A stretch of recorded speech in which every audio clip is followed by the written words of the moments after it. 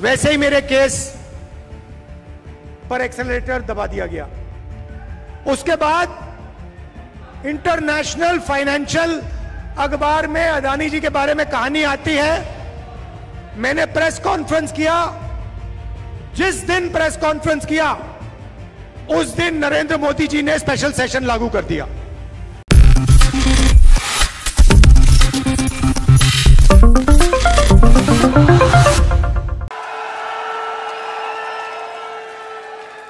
अहंकार नहीं है, नफरत नहीं है,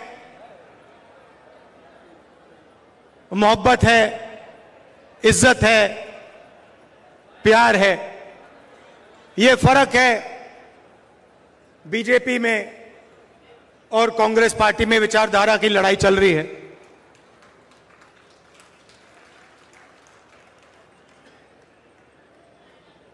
कुछ दिन पहले मैंने पार्लियामेंट में अदानी जी वाला भाषण दे दिया। देखा होगा आपने, पार्लियामेंट में देखा। अब इनकी नई आदत है, वो टीवी ऑफ कर देते हैं। पहले माइक ऑफ करते थे, अब टीवी ऑफ कर देते हैं।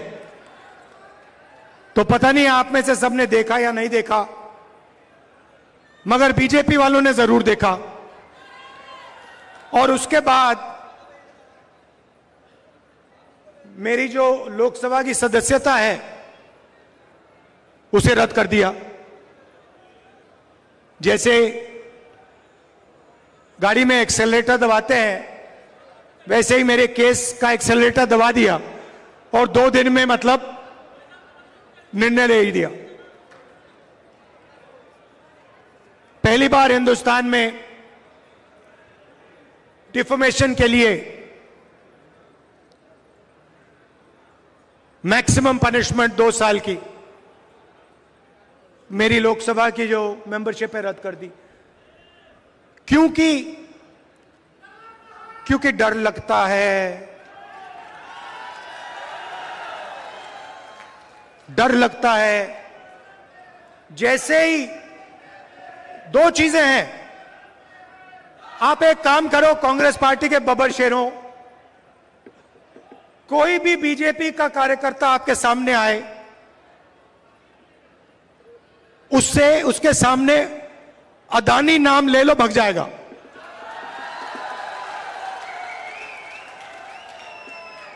एक से उसको सामने खड़ा कर होगा, आएगा, वो कुछ भी कहे, आप उससे कहो भैया एक बात बताओ, ये आपके जो प्रधानमंत्री हैं इनके बीच में और अदानी जी के बीच में क्या रिश्ता है? बीजेपी वाला भग जाएगा। तो पैनिक होता है, डर लगता है।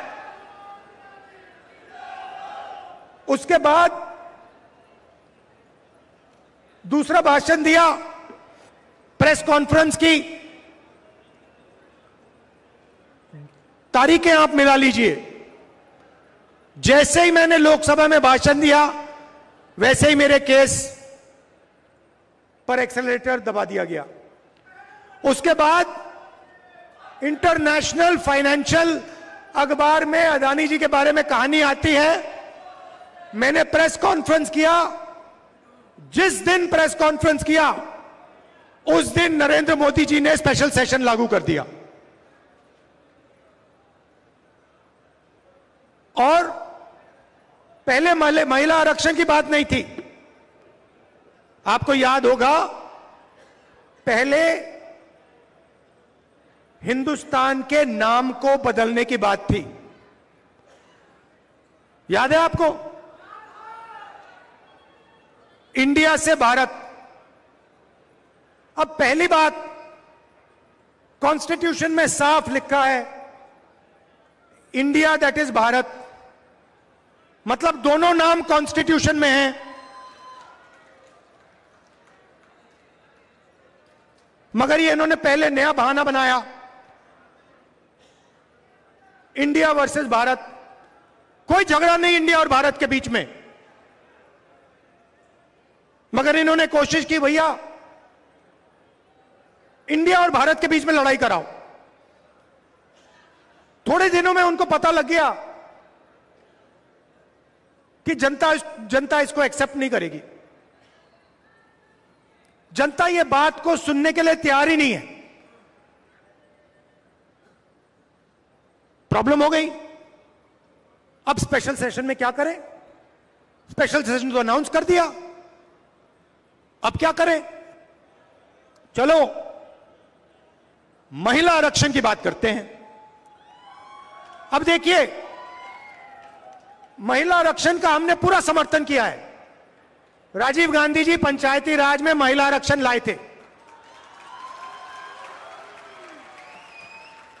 हमने बिल का सब पार्टियों ने, इंडिया ने, जो हमारा गठबंधन है, सब पार्टियों ने कहा हम इस बिल को पूरा समर्थन देते हैं। मगर इसमें हमारे 2-3 सवाल हैं। सवाल के जवाब दे दीजिए। पहला सवाल, इसमें ओबीसी महिलाओं के लिए रिजर्वेशन क्यों नहीं किया? दूसरा सवाल, बीजेपी के लोग कहते हैं कि महिला आरक्षण करने से पहले नए सेंसस की जरूरत है और नए डिलिमिटेशन की जरूरत है। यह सच नहीं है भाइयों और बहनों। महिला आरक्षण को लागू करने के लिए विधानसभा और लोकसभा की 33% सीटें महिलाओं को आज दी जा सकती हैं। मगर इन्होंने बहाना बनाया है। ये चाहते हैं कि महिला आरक्षण 10 साल में लागू हो। हम चाहते हैं कि महिला आरक्षण आज लागू हो।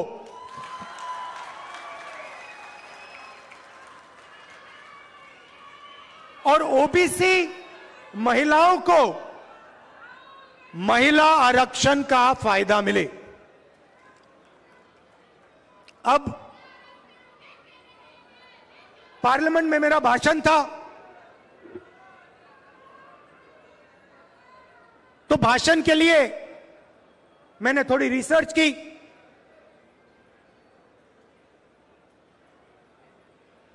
हमारे जो इंस्टीट्यूशंस हैं, जो संस्थाएं हैं, उसमें ओबीसी वर्ग की, दलित वर्ग की, आदिवासी वर्ग की क्या भागीदारी है? तो मैंने क्या किया, हिंदुस्तान को 90 लोग चलाते हैं। हिंदुस्तान को, आज के हिंदुस्तान को एमएलए और एमपी नहीं चलाते हैं। आज के हिंदुस्तान को प्रधानमंत्री 90 अफसरों के साथ चलाते हैं। वो कौन है?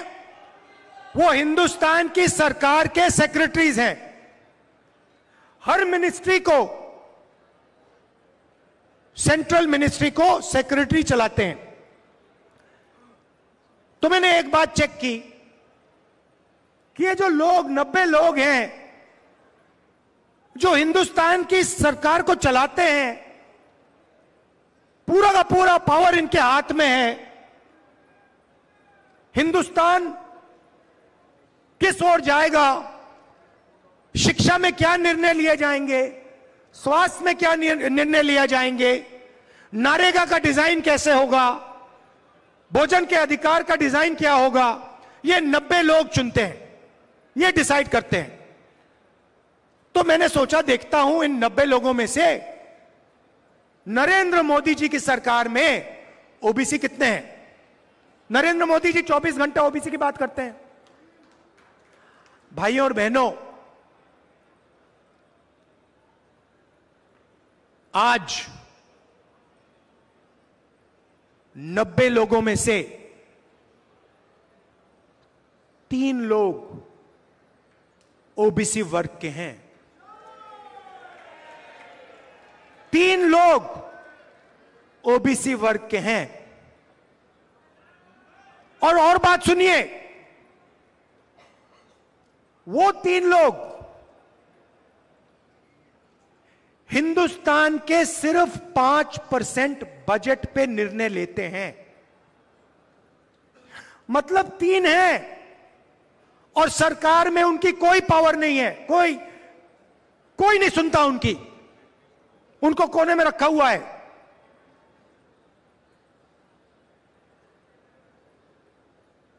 तो फिर पार्लियामेंट में मैंने एक और सवाल पूछा जो शायद हिंदुस्तान के लिए,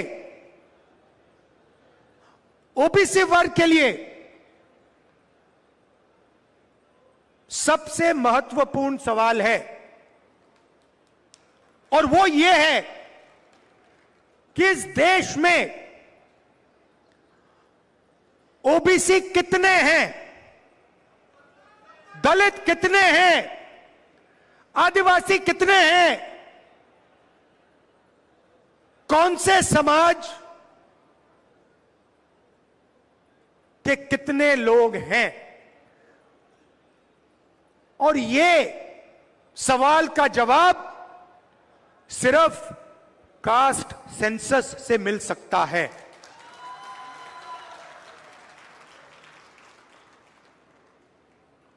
जैसे ही मैंने कास्ट सेंसस की बात शुरू की पार्लियामेंट हाउस में, आप देख लेना,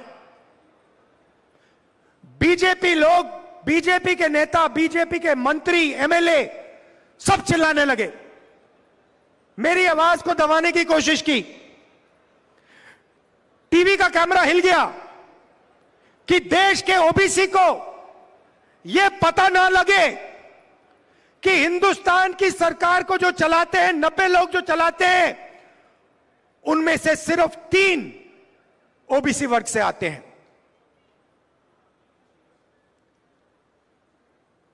नरेंद्र मोदी जी, बीजेपी अदानी जी से डरते हैं। अदानी जी शब्द को अगर विपक्ष का कोई बोलता है, बीजेपी के कार्यकर्ता, प्रधानमंत्री, मंत्री सब हिलने लगते हैं, टीवी ऑफ हो जाता है, माइक बंद हो जाता है। दूसरी तरफ जैसे ही कांग्रेस पार्टी कास्ट सेंसस की बात करती है, जो मैंने बात उठाई पार्लियामेंट हाउस में, 90 लोगों में से 3 लोग ओबीसी क्यों हैं, 5% बजट इन लोगों के हाथ में क्यों है? क्या ओबीसी की आबादी 5% है? क्या 5% है? नहीं, ये कोई नहीं जानता। कोई कहता है 50%, कोई कहता है 45%, कोई कहता है 55%। मैं सिर्फ यह कह रहा हूं, किसी को चोट लगती है, पहला काम क्या करते हैं? पहला काम अस्पताल में ले जाते हैं, कहते भैया एक्सरे करो, एक्सरे करो, पता लगाओ कि असलियत क्या है। हड्डी टूटी है, हां या ना? कौन सी हड्डी टूटी है? कास्ट सेंसस भाई और बहनों एक्सरे है।